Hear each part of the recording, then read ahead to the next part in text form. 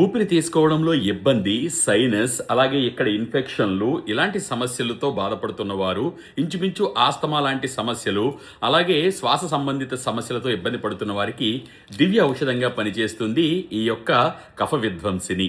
జై శ్రీరామ్. అందరికీ నమస్కారము. నేను ప్రదీప్ వానపల్లి. ముందుగా మా తల్లిదండ్రులకు, గురువులకు, పెద్దలకు పాదాలు పట్టి ప్రార్థిస్తున్నాను.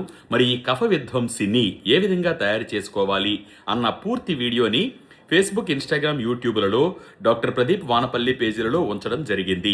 దీన్ని ఏ విధంగా వినియోగించాలి?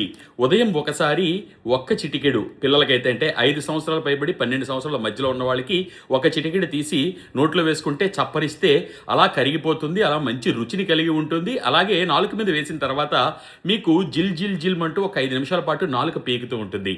అది దాని లక్షణం. అది ఏం చేస్తుందంటే లోపలికి వెళ్ళి కఫాన్ని తగ్గిస్తుంది. కఫహరిణి అని దీనికి పేరు కూడా పెట్టడం జరిగింది.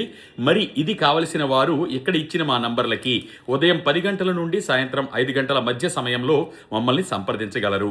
మరి ఇది ఎన్నో విధాలైనటువంటి ఆరోగ్య సమస్యలను తగ్గించింది అని చెప్పి మేము ఇప్పటికే ఇస్తున్న వాళ్ళందరూ కూడా చెప్తున్నటువంటి విషయం. మరి ఇది నిజానికి సైనస్ అనేది చాలా పెద్ద సమస్య, ముఖ్యంగా చల్లగా ఉండేటువంటి వాతావరణంలో. అయితే ఇది మీ వరకు చేరాలంటే, ఒకవేళ మీరు చెప్పిన తర్వాత మేము తయారు చేసిన తర్వాత మీ వరకు చేరాలి అన్నా సరే ఒక 7 రోజుల సమయం పైనే పడుతుంది. దయచేసి అర్థం చేసుకోగలరు. కఫహరిణి సైనస్ వంటి సమస్యలకి, అలాగే ఊపిరి తీసుకోవడంలో ఇబ్బందులు, బాగా దగ్గు సమస్య, ఎన్ని మందులు వాడుతున్నా, ఎన్ని చిట్కాలు పాటించినా తగ్గని వాటికి దివ్యమైనటువంటి ఔషధంగా పనిచేయగల శక్తి గల కఫహరిణి. ఇది కావలసిన వారు మమ్మల్ని సంప్రదించగలరు.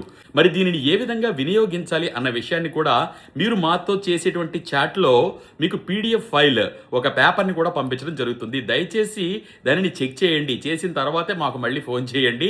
చాలామంది పాపం మేము పంపించలేదు అనుకుని తిరిగి మళ్ళీ మాకు ఏ విధంగా వినియోగించాలి గురువుగారు అని ఫోన్ల ద్వారా మళ్ళీ ఎదురు చూస్తూ ఉంటారు. కానీ ఈ పాయింట్ని అర్థం చేసుకుంటారని మరొకసారి చెప్తున్నాను. సర్వే జనా సుజనో భవంతు, సర్వే సుజనా సుఖినో భవంతు. ధన్యవాదాలు.